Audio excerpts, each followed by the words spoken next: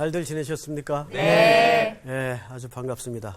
늘 한 주간 동안 보고 싶어서. 네. 맞죠? 네.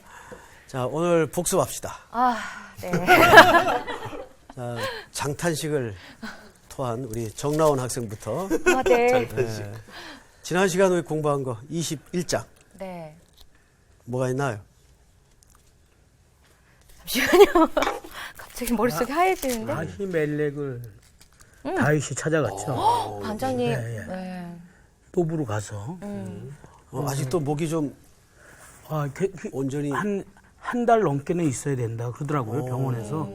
예, 그래서 계속 목소리가 이러고 있습니다. 계속. 되게 영성 깊어 보여요. 네. 기도 되게 열심히 하시는 분 같아요. 예, 요새 기도 많이 하고 있어요. 아, 네, 그래요? 제가 그러면 반장님 말씀하시기 힘드시면 이어서 할까요? 그래요. 네. 다윗이 아히멜렉에게 가서 거짓말을 해요. 그리고 사울의 밀사인 것처럼 하면서 진설병도 얻어먹고, 그러고 나서는 그 가드 적진으로 가서 그 아기스 왕 네, 맞아요. 앞에서 칼을 가지고 갔죠. 아히멜렉에게 또 칼도 요구해서 골리앗의 칼을 이보다 더 좋은 건 없다라는 기가 막힌 말을 하면서 가드 적진으로 가고 그 아기스 왕 앞에서 이제 좀 살려달라고 간 건데 그 왕이 오히려 저 다윗이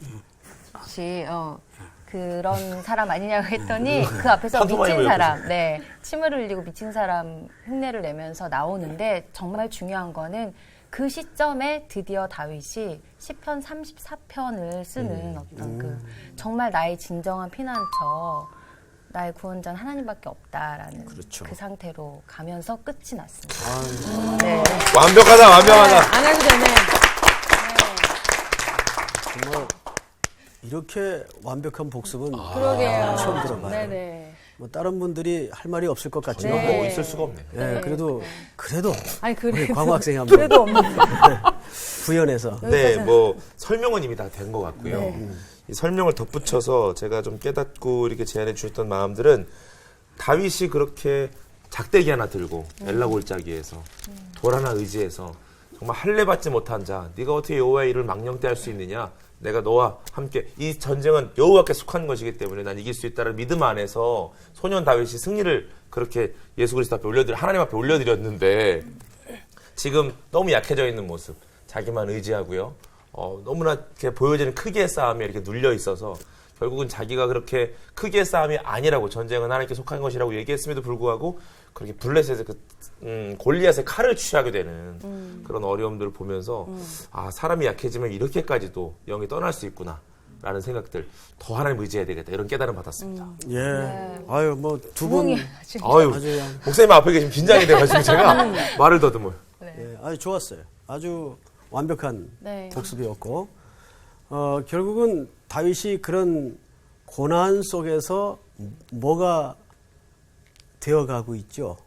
왕이 되어 네, 왕이 되어가고 있습니다. 장차 이 나라를 섬길 왕으로서, 한 성도로서 온전히 만들어져 가고 있는 거죠. 네. 그러니까 하나님은 가장 중요한 게 자리가 중요한 게 아니라 그 자리를 섬길 사람을 준비하는 거예요. 네.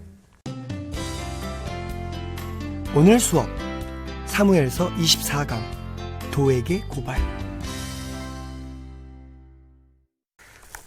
그러므로 다윗이 그곳을 떠나 아둘람 굴로 도망하며 그의 형제와 아버지의 온 집이 듣고 그리로 내려가서 그에게 이르렀고, 환난 당한 모든 자와 비친 모든 자와 마음이 원통한 자가 다 그에게로 모였고, 그는 그들의 우두머리가 되었는데 그와 함께 한 자가 400명 가량이었더라.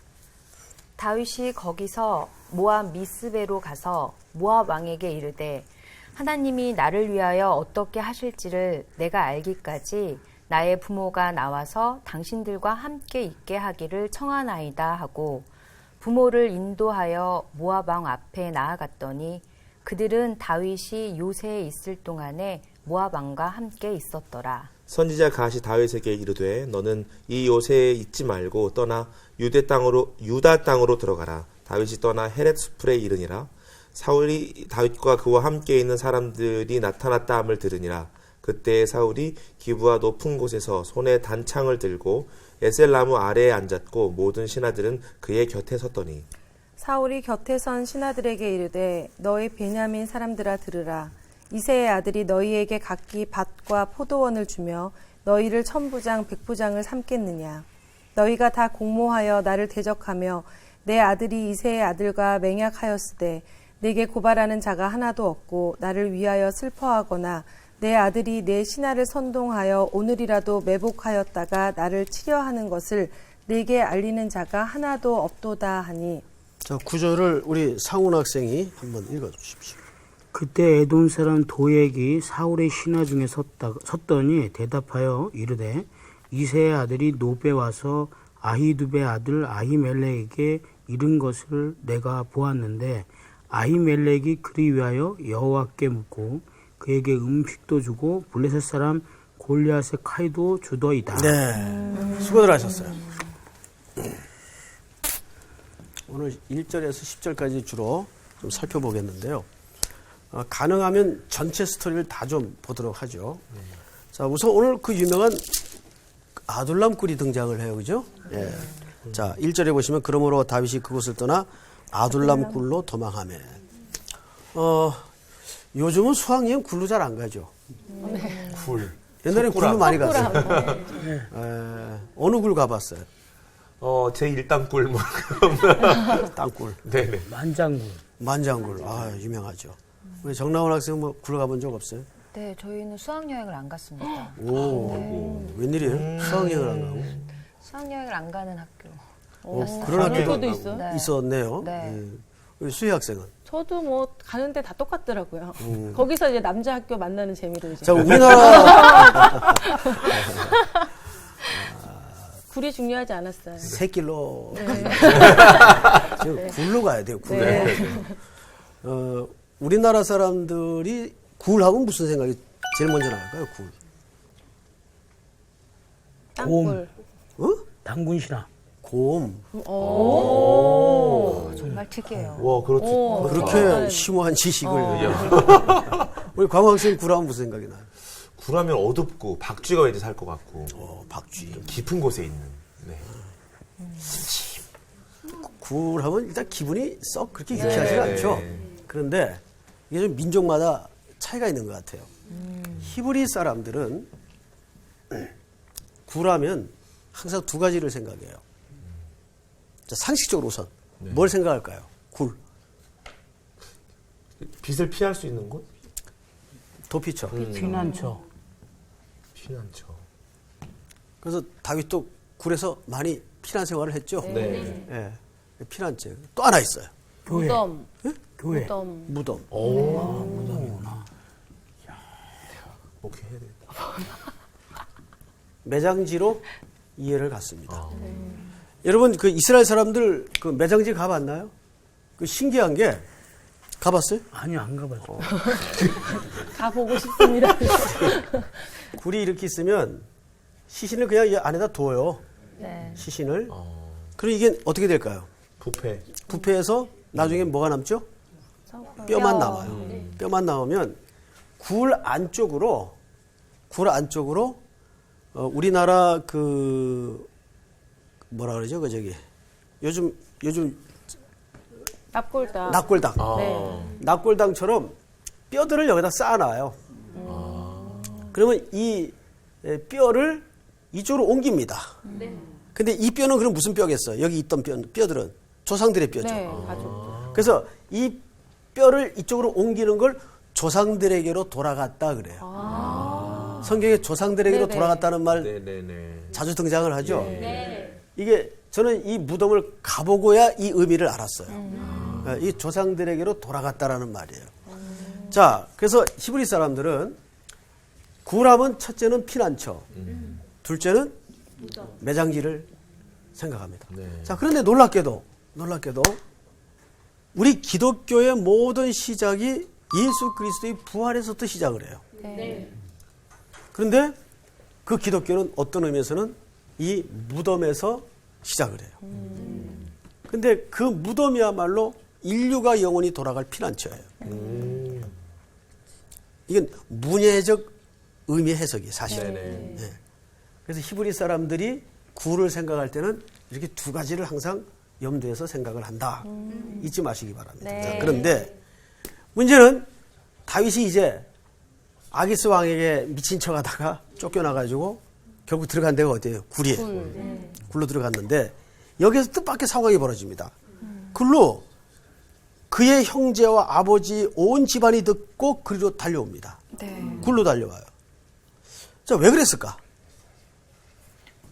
우리 사훈 학생, 뭔가 알듯한 눈빛이에요. 왜 그랬을까 같아요?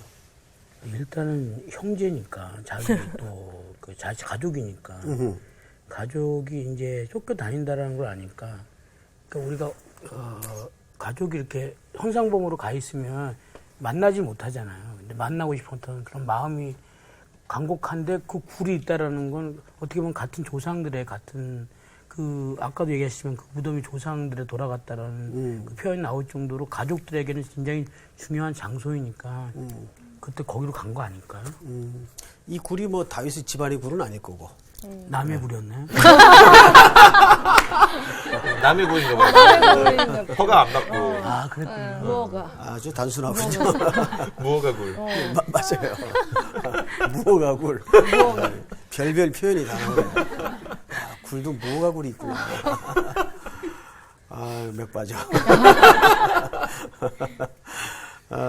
자, 보세요. 여기 이제 우리 그리스도인의 원리가 있어요.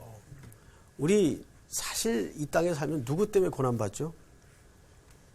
누굴 따르자면 고난이 따라요. 예수님. 예. 예수님을 따르자면 우리에게 손해가 각오되어져야 되고 네. 고난과 어려움이 따라요. 네. 맞죠? 네. 예. 그래서 복음과 함께 고난을 받으라. 남은 고난을 육체에 채워놓으라. 바울이 한 얘기 아니에요. 자, 다윗은 지금 누구의 예표입니까? 그리스도의 예표예요. 다윗의 왕국 속에 메시아가 옵니다. 그래서 다윗은 항상 그리스도의 예표예요. 네. 자, 그러면 그의 형제들이 가족들이 그 때문에 뭘 받아요? 고난을 받죠. 왜? 수배자의 인척들이니까 그 가족들의 삶도 같이 고달파지는 거예요. 여기에 아주 일관된 질서 하나가 뭐냐면 그리스도 때문에 고난받는 하나님의 백성들을 얘기하는 겁니다. 그 그림이 이 속에 감춰져 있는 거예요. 우리도 이렇게 직장 생활이나 상업을 비즈니스를 하다 보면 내가 예수님을 따르는 관계로 눈 질끈 감고 손해나 불이익을 감수해야 되는 경우들이 있어요, 없어요? 있어요. 있다 뿐입니까? 또 일터라는 공동체 안에서는 그런 현실적인 문제들이 정말 많이 벌어져요. 제가 이제 오래전에 들은 얘기인데 저도 이제 지인들 가운데 일반 대기업 그 인사 담당하는 분들이 계세요. 네. 그분들 얘기 들어보면 믿기지 않는 얘기를 해요. 그러니까 대충 이력서를 이렇게 보고 일단 교회 다니거나 기독교라고 이렇게 표시를 한 사람은 감점 5점이래요. 근데 그 이유가 뭔지 아세요? 공동생활 부적응자. 수요일만 되면 교회 간다고 그러면 먼저 빠져나가고 이제 이런다 이거예요. 회식 자리에 가면 항상 따로 앉았고 섞이지 못하고. 그러니까 세상 사람들의 인식 속에는 예수 믿는 사람들이 그렇게 고리타분하고 답답하고 소통 안 되고 공동생활의 부적응자 이렇게 인식이 돼 있는 것 같아요. 그러니까 실제 고가 점수에서 손해를 본답니다. 그런데 그러니까 기독교인이라고 표시 안 해야지. 그럴 수 있나요? 아니에요. 그건 고백인데. 그러면 안 되잖아요. 예수님도 뭐라고 하세요? 네가 세상 사람들 앞에서 나를 시인하면 나도 너를 내 아버지 앞에서 시인할 것이요. 그 시인이 아무것도 아닌 것 같죠? 그렇지 않습니다. 주님은 그 한 번의 고백을 굉장히 소중하게 여기세요. 그리고 그거를 대대로 갚습니다. 너 네가 그렇게 공부하고 손해를 가고 어려웠을 때 사람들 앞에 나를 인정했잖냐. 내가 너 인정할게. 그런 인정함이 한번 내 인생 속에 있다면 주님하고 관계는 확실한 거죠. 그러니까 여기 다윗의 가족들이 온 것은 일면 우리 상훈 씨 대답 속에 맞는 부분이 있어요. 친인척들 때문에. 그리고 이건 수배자니까. 그래서 누구의 지금 원수입니까? 사울의 원수예요. 그러니 그 가족들의 삶이 편안하겠습니까? 여러분 탈영병 그 집안 부모들이 정말 전전긍긍한 일상을 살아요. 그런데 원래 탈영병은 안 잡히는 게 좋은 게 아니라 빨리 잡히는 게 좋아요. 예, 빨리 잡혀야 걔도 안전합니다. 아, 진짜. 근데 집 나간 애들이 시간이 길어지면 돌아오기가 더 어렵죠. 어려워지죠. 예. 그래서 많은 가출 소년들을 보는데 얘네들이 3일이 고비예요. 3일 안에 돌아오면 돌아오는데 시간이 지나면 점점 어려워지죠. 근데 여기 가족들이 다윗이 아둘람이라는 굴에 은신해 있다는 사실을 알고 전부 글로 오는데 이들을 기가 막히게 이런 표현을 썼어요. 성경을 보십시다. 온 집이 듣고 그리로 내려가서 그에게 이르렀고 2절 보면 환난당한 자 모든 자와 빚진 모든 자 마음이 원통한 자. 자, 세 가지로 묘사했죠. 첫째는 환난당한 자, 그 다음에 빚진 자. 원통한 사람들, 그 다음에 빚진 자. 빚진 자. 뭐 환난이라는 의미는 우리가 알지만은 원통이라는 말은 뭐냐면 이 원통이라는 말과 일맥상통한 그 개념이 예수님께서 빈들에 앉아 있는 먹을 것이 없어 줄여 있는 백성들을 보시고 어떻게 여기셨죠? 불쌍히, 민망히. 예, 그 민망이라는 말이 창자가 끊어지는 아픔이란 뜻이에요. 그 실질적으로 사람이 너무 고통스러우면 단장의 고통이라고 그러죠. 그 단장이 무슨 단장이에요? 창자가 끊어지는 아픔이다 그 말이에요. 속이 너무 아프면 창자가 진짜 끊어진대요. 예. 그런데 예수님이 그런 마음으로 백성들의 허기를 보셨어요. 그리고 빚진 자는 어떤 자들의 상징일까요? 이거 파산된 자입니다. 말 그대로. 도움 없이는 살아갈 수 없는 자. 이런 빚지면 노예가 됩니다. 빚지면 노예돼요. 예. 절대 빚지고 살지 말아야 되는데 인생이 그렇게 자기 마음대로 안 되죠 또. 예. 근데 어쨌든 자 이런 자들이 지금 누구에게로 왔어요? 다윗에게로 왔어요. 다윗은 지금 장차 이 땅에 도래할 메시아 왕국의 그림자예요. 네. 근데 신기하죠. 보세요. 그 나라가 뭘로 시작이 돼요? 이런 사람들로 시작이 돼요. 예, 이런 사람들. 우리 같은 사람들. 정말 예수 빠지면 아무것도 남는 게 없는 사람들. 예? 그래서 고린도전서 1장에도 보면 항상 하나님은 약한 자들, 부끄러운 자들을 들어서 강한 자들을 부끄럽게 하신다 그러잖아요. 연약한 자들을 들어서. 그것이 하나님이 일하시는 방법이에요. 그래서 하나님은 하나님의 전능하심을 드러내기 위해서 먼저 꾸준히 우리 인생에 개입하시는 작업이 뭔지 아세요? 우리 힘 빼는 작업이에요. 아직도 뭐 남아있다고 버둥거리는 사람은 손 안 대. 너 아직도 좀 멀었구나. 더 버둥거려 봐라. 네 힘으로. 힘 빠질 때 그냥 둬요 그냥. 예. 그러면 이제 자기가 뭔가 막 할 것 같아. 할 것 같아. 그래서 뭐 난리를 치죠. 여기도 쫓아다녀보고 높당으로도 가보고 칼도 한번 익으면 되겠다. 다윗도 지금 그 난리를 쳤잖아요. 앞장에서. 근데 마지막에 이제 아기스한테 찾아갔지만 분위기가 안 좋아. 그러니까 살해당할까 봐 미친 척을 하는데 침을 수염에 그적거리면서 미친 척 쇼를 해요. 연기력이 좋았긴 했나 봐요. 속잖아요. 그런 거 아니에요. 공중 탤런트? 종합 예술이었던 것 같아요. 왜냐하면 네. 다윗은 참 노래도 잘하고 맞아요. 시도 잘 쓰고 그러니 연기도 잘 했겠죠. 네. 그래서 쫓겨나잖아요. 그리고 하나 건진 게 뭐예요? 여호와께 피하는 자가 복이 있다. 그걸 깨닫잖아요. 그리고 지금 굴에서 이 메시아의 왕국이 잉태됩니다. 잉태되는데 이런 사람들로 하나님이 시작을 해요. 여기 무슨 소망이 있어 보여요? 그런데 하나님은 이런 사람들을 통해서 하나님의 전능하심을 드러내십니다. 그러니까 교회 안에서 제일 조심해야 될 게 뭐냐면 사람의 영향력으로 일하려는 모든 시도는 죄입니다. 어느 사람이 재력이 많아. 저분 장로 되면 우리 교회 빚공적 안 할 텐데. 그래서 막 표 몰아줘. 선거 때 되면. 그런 일들 많습니다. 그래서 그 사람 장로 돼요. 장로 되죠?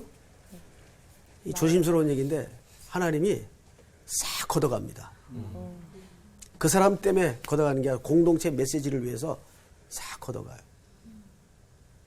저는 그런 거 많이 봐요. 그래서 하나님이 두 가지가 있어요. 걷어감으로써 돈으로 하나님 일하는 거 아니다라는 걸 가르쳐줘요. 걷어감으로써. 또 반대 메시지가 있어요. 그럼에도 불구하고 무너지지 않는다는 걸 보여줘요. 장로님 한 분은 이상하게 장로 임직을 받고 나서 하루아침에 망해도 그렇게 망할 수가 없어요. 진짜 하나님이 살아계시다는 게 보일 정도로 망해요. 무슨 말인지 알겠죠? 아니, 사람의 힘으로 이렇게 갑자기 망할 수가 없어요. 이해할 수 없게. 네, 진짜 후 불어가지고 촛불이 꺼지는 것처럼 갑자기 안개가 돼버리는 그런 분을 봤어요, 저는. 그런데 웬만한 사람 같으면 12번도 더 나쁜 생각을 했을 거예요. 끝까지 흔들리지 않고 돈이 있을 때나 없을 때나 똑같이 하나님 앞에 찬양대 서고 예배 드리고. 그게 무슨 메시지일까요? 아, 이분이 돈 때문에 하나님 믿었던 게 아니구나. 그걸 보여주는 거예요. 그거를. 그러니까 메시지는 이렇게 뒤집어진 메시지가 많아요. 자, 그런데 성경을 조금 더 보십시다. 이렇게 이제 다윗의 왕국이 서서히 준비가 됩니다. 이렇게 몰려온 사람이 몇 명이에요? 400명이에요. 400명. 엄청 많았네. 원통한 자, 빚진 자, 환난당한 자가 400명이에요. 3절. 다윗이 거기서 또 어디로 갑니까? 모압. 미스베로 가서 모압 왕에게 보호를 요청해요. 자, 이게 참 기가 막힌 거예요.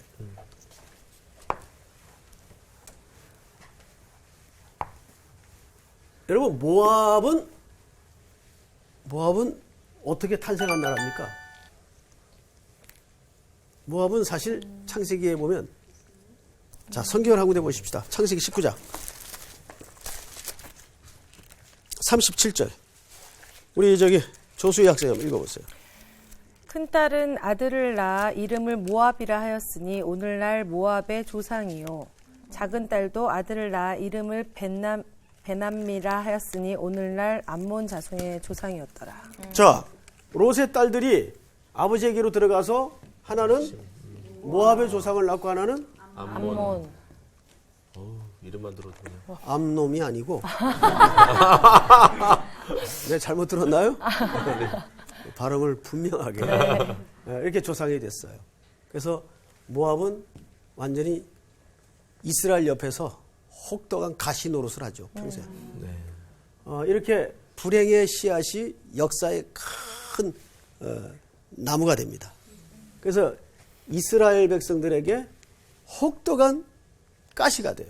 자, 그런데 지금 다윗이 어디로 넘어가요? 모압으로 넘어가요. 자, 그런데 모압에는 조금 더 얽힌 아주 가슴 아픈 사연이 하나 있어요. 성경에 보면 롯 말고 룻이라고 있어요. 룻. 기억납니까? 롯하고 룻하고는 틀려요. 룻. 아, 이거 리을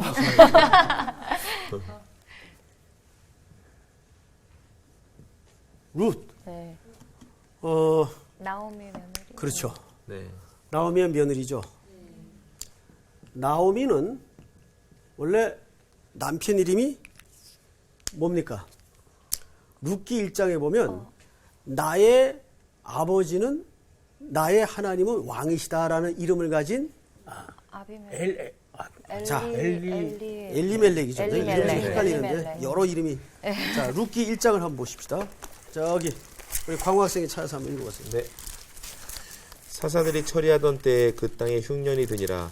유다 베들레헴의 한 사람이 그의 아내와 두 아들을 데리고 모압 지방에 가서 거류하는데 그 사람의 이름은 엘리멜렉이요. 엘리멜렉 맞네요. 네. 엘리멜렉. 네. 자, 이 엘리멜렉이 무슨 뜻인가 하면 하나님은 나의 왕이시다라는 뜻이에요.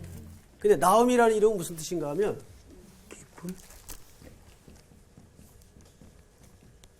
기쁨. 그 다음에 남편 이름은 엘리멜렉. 하나님은 나의 왕. 자, 이름만 놓고 볼 때 더 이상 좋을 수 없어요. 아유, 좋네. 네. 그런데 이스라엘 땅에 어느 날 흉년이 들죠.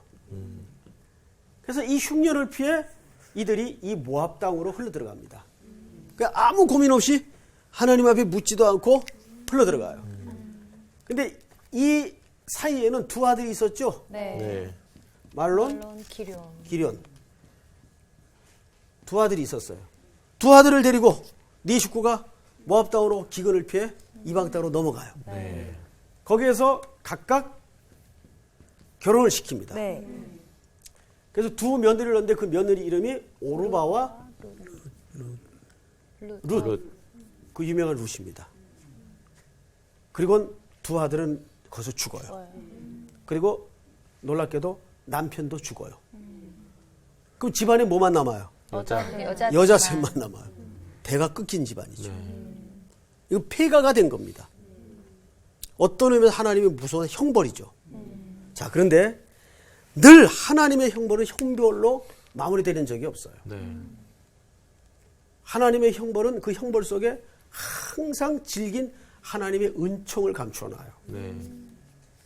여러분 그 사실을 믿으십니까? 아멘. 절대 하나님은 형벌을 목적으로 우리 형벌을 주신 적이 없어요. 여러분 집안에 남자가 다 죽어요. 그 이 집안은 대가 끊겨 문이 닫힌 집안이에요. 자, 나오미 이제 나이가 들었어요. 네. 그리고 이방 며느리 둘과 나오미 여자 셋만 남아요. 각성 여자 셋만 남아요. 성이 다 각각이죠. 이걸 각성이라 그래요. 그러네. 그게 처음엔 두 여자가 따로 나서다가 이제 고향 땅에 베들레헴에 풍년이 다시 찾아왔다는 소식을 듣고 도저히 여기서는 안 되겠다. 남편도 있고 두 아들도 있고. 그래서 고향 땅으로 돌아가죠. 그게 베들레헴입니다. 베들레헴으로 돌아가는데 중간에 오르바는 모압 땅으로 다시 갑니다. 그런데 룻은 뭐라 그러죠? 어머니의 하나님이 나의 하나님이 되고 어머니와 함께 가겠습니다. 그래서 우리 이 가정의 달 징그럽게 써먹어요. 효부. 근데 저건 효부의 이야기가 아니고 신앙 고백입니다. 저건 효부하고 상관이 없어요. 네. 근데 저건 이제 가정의 달에 완전 전용 레퍼토리. 그 고백은 효성도 물론 우리가 생각할 수 있지만 더 중요한 메시지는 신앙 고백이에요. 어머니가 섬기는 하나님을 받아들인 겁니다. 그래서 그는 혈연의 따뜻한 고향 모압으로 돌아가지 않아요. 베들레헴으로 들어오죠. 자, 근데 이 룻과 나오미 둘이서 뭐 어떡하겠어요? 돌아와가지고. 그래서 룻이 말하자면 이삭을 주우러 나갔다가 누굴 만나죠? 부하스, 부자. 부자 보았어. 그가 부자라는 걸 어떻게 알 수 있어요? 그가 성문에 앉아 있었죠. 성문에 앉아 있다는 것은 두 가지 중에 하나입니다. 재판관이거나 부자거나. 그 말이 유지란 말이에요. 그런데 알고 보니까 이 보아스가 나오미의 먼 친척이에요. 그래서 계대 혼인법에 의해서 룻과 보아스가 결혼을 하죠. 결혼을 해서 늙은 나오미 품에 생명을 안겨요. 이게 뭐예요? 이걸 우리가 은혜라고 하는 겁니다. 은혜. 이 집은 말하자면 생명이 태어날 수 없는 완전한 절망을 끌어안고 있던 집안이에요. 그런데 저 속에서 보아스와의 결혼을 통해 생명이 태어납니다. 그리고 나중에 그 생명을 누가 안아요? 나오미가 안아요. 나오미가. 자, 그런데 놀랍게도 그러고 보면 저 보아스와 룻의 사이에서 누가 태어나죠? 이새가 태어나요. 이새가 누굽니까? 다윗의 아버지. 다윗의 아버지예요. 자, 우리 그 본문을 룻기 4장을 통해 한번 볼까요? 예, 누가 읽어보세요. 먼저 찾은 분. 네, 나오미가 아기를 받아 품에 품고 그의 양육자가 되니 그의 이웃 여인들이 그에게 이름을 지어주되 나오미에게 아들이 태어났다 하여 그의 이름을 오벳이라 하였는데 그는 다윗의 아버지인 이새의 아버지였더라. 예. 저 두 사람 사이 오벳이 태어나고 오벳이 누굴 낳았어요? 이새를 낳고 그리고 이새가 누굴 낳죠? 다윗을 낳고. 자, 보세요. 놀랍게도 다윗의 외가가 어디예요? 모압이에요. 그러고 보면 유대인으로서 순수 혈통이라고 할 수 있어요, 없어요? 딱 이제 좀 표현이 그렇죠. 까보니까 깔수록 다문화. 다 드러나는 거예요. 그래서 어떻게 됐어요? 덮자. 이게 구원이에요. 그냥 덮어버리는 거예요. 구원이라는 말이 덮자, 덮다 그 뜻이에요. 근데 없던 걸로 하자 그래서 덮었나요? 아니에요. 그리스도의 보혈이 덮었죠. 그 섞인 죄된 오염된 혈통을 통해서 또 누가 오세요? 주님이 오세요. 그 오욕의 역사 속에 그냥 주님이 육신을 입고 오시는 거예요. 우리 구원이 그래요. 구원이. 그래서 우리 그리스도인들에게 가장 중요한 덕목이 긍휼입니다. 긍휼. 하나님의 시퍼런 잣대에 들이대어져서 성할 사람이 아무도 없어요. 그 누구도 의인은 없나니 하나도 없어요. 그러니까 다윗의 집안도 뚜껑 열어보니까 별거 아니에요. 자, 그런데 오늘 본문으로 다시 가서, 자, 시간이 많이 남질 않았으니까 성경을 다시 보십시다. 22장.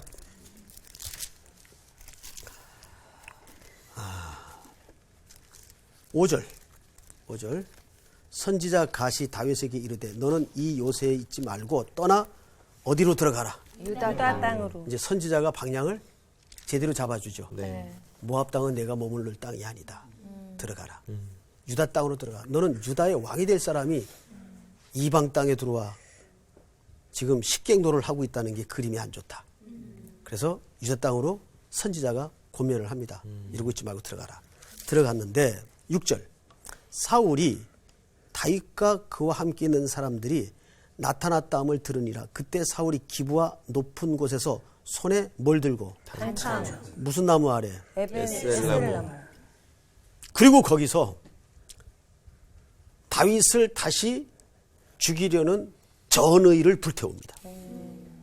손에 뭘 들고요? 단창. 무슨 나무 아래? 에셀나무. 자, 지금부터 이 부분에 대해서 이것은 하나의 굉장히 중요한 그림이에요. 사울은 평생 마음에 단창을 가지고 살아요. 이게 그 사람의 스타일이에요. 왜 이렇게 사람들 이렇게 만나서 보면 항상 그 말 속에 누군 죽여야 되고 누군 찍어야 되고 누군 뽑아내야 되고 이런 스타일이 있어요. 그 사람은 뭐예요? 마음에 칼을 갖고 사는 거예요. 무서운 사람들 많아요, 진짜. 항상 누군가의 적개심과 복수심에 불타. 사울이 지금 그래요. 이게 사실은 세상 사람들이 살아가는 삶의 방식이에요. 왜냐하면 너의 불행이 곧 나에게 기회가 되니까 늘. 그게 세상 구조 아니에요. 그러니까 내가 너 안 죽이면 내가 죽는 건데. 이게 세상의 경쟁 구조예요. 그러니까 지금 사울이 손에 단창을 들었다는 것은 그가 평생에 그렇게 살았어요, 그가.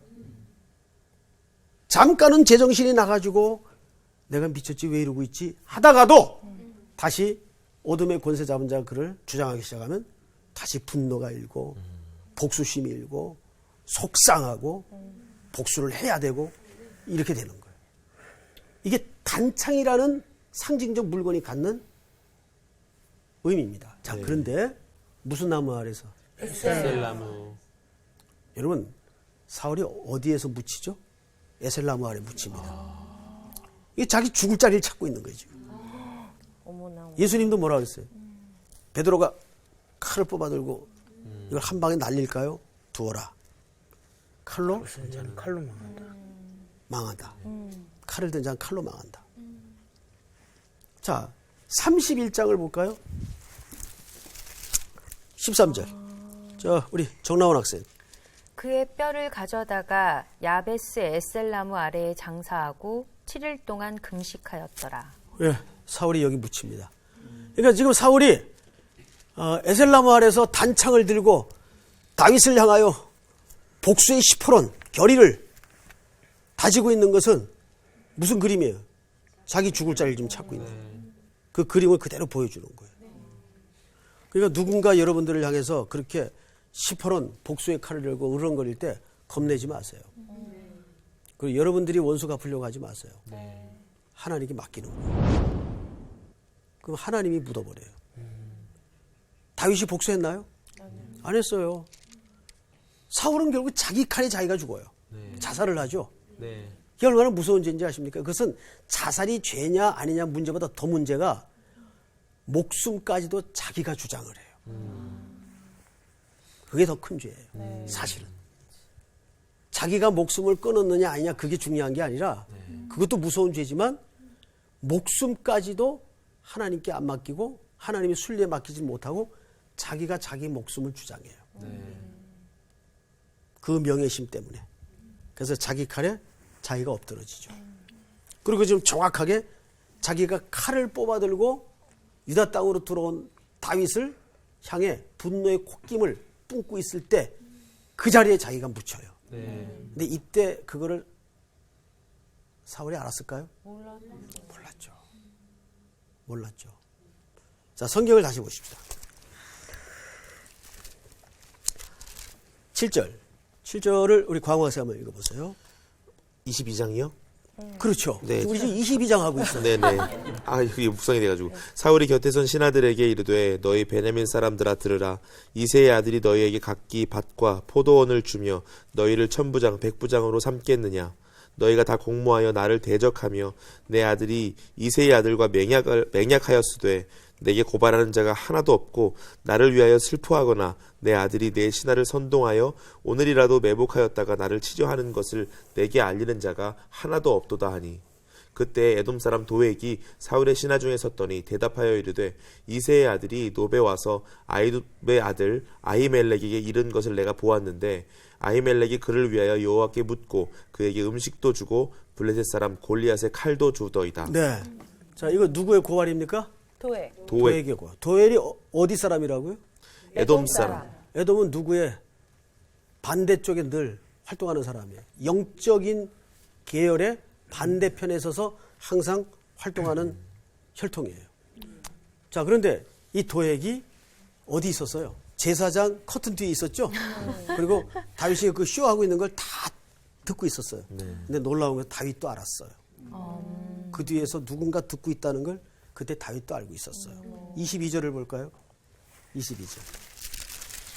자, 22절을 우리 조수의 학생 한번 읽어보세요. 다윗이 아비아달에게 이르되 그날에 에돔 사람 도액이 거기 있기로 그가 반드시 사울에게 말할 줄 내가 알았노라. 내 아버지 집의 모든 사람 죽은 것이 나의 탓이로다. 두려워하지 말고 내게 있으라. 내 생명을 찾는 자가 네 생명도 찾는 자니 네가 나와 함께 있으면 안전하리라 하니라. 네. 알고 있었어요. 자, 그런데 이 재밌는 전체 그림을 한번 봐야 돼요. 자, 모압 땅에 있다가 유대 땅으로 왔을 때 누구의 조언이 있었죠? 선지자 갓 선지자의 조언이 있었어요. 그리고 지금 그 일로 사울이 화가 나가지고 85명의 선지자들을 쳐버려요. 그리고 거기에 살아남은 아들 아비아달이 지금 누구에게로 왔어요? 사울에게. 갓 선지자, 그 다음에 제사장 아달, 그리고 뭐만 있으면 나라가 됩니까? 왕만 있으면 나라가 돼요. 선지자, 제사장, 그 다음에 왕은 누구예요? 다윗이죠. 하나님은 엉성하긴 하지만 이렇게 우여곡절에 파란 많은 스토리를 엮어서 지금 서서히 다윗의 나라를 드러내고 있어요. 이 세 개의 조합이 이루어져야 한 나라가 돼요. 그렇죠? 네. 그러니까 하나님은 여러분 항상 이걸 하셔야 돼요. 우리의 실패와 우리의 배반과 우리의 못남을 우직하게 하나님의 역사는 뚫어내시고 하나님이 이기신다는 사실이에요. 우린 그쪽에 운명과 승부를 걸어야 돼요. 하나님이 이기신다. 믿습니까? 아멘. 근데 왜 그 놀란 표정들을 줘? 너무 놀라운데요. 놀랍죠? 네. 놀랍죠. 하나님이 도망다니고 또 숨고 이러는 가운데 서서히 다윗의 나라를 사울의 죽음을 준비하면서 역사의 전면에 드러내시는 거예요. 근데 그거를 우리가 볼 줄 알아야 된단 말이에요. 성경을 읽을 때 우리가 한 절 한 절도 중요하지만 한 절 한 절 읽어가면서 전체 이 스케치가 어떻게 그림이 드러나고 있는가를 봐야 돼요. 아멘. 지금의 고난이 곧 하나님의 나라가 드러날 것을 이제 암시하는 거죠. 기가 막힌 결론이에요. 공부 끝. 충만하다. 와. 상훈 형의 정리와 함께. 아주 기가 막힌.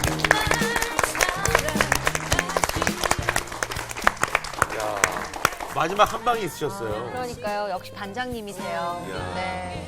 하나님을 의지하는 거죠. 네. 목소리가 저러면서 사람이 변하네. 그러니까 계속 그 상태를 유지하시면 좋을 것 같아요. 아, 그래요? 네. 이 주님만 의지하시는 거예요. 이 목소리의 고난이 지난 다음에 노래를 더 잘하게 되는 거 아니에요? 진짜 그럴 수도 그렇겠다. 네. 그러니까. 안 되는데요, 소리가?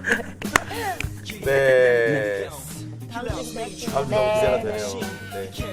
수고하셨습니다. 이번 주 퀴즈입니다.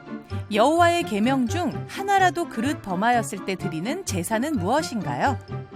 1번 화목제, 2번 속죄제, 3번 속건제. 정답을 아시는 분은 CBS 성서학당 홈페이지에 정답을 올려주시거나 우편으로 보내주시면 됩니다. 보내실 곳은 서울특별시 양천구 목동 서로 159의 1번지 CBS 성서학당 담당자 앞입니다. 연락처를 꼭 남겨주세요. 선정되신 분들에게는 대한성서공회에서 성경, 송태근 선생님의 내가 어디 있느냐, 하나님이 꿈꾸는 교회, 김기석 선생님의 일상 순례자, 신우인 선생님의 땅과 하늘의 갈림길에서 가운데 하나를 드립니다.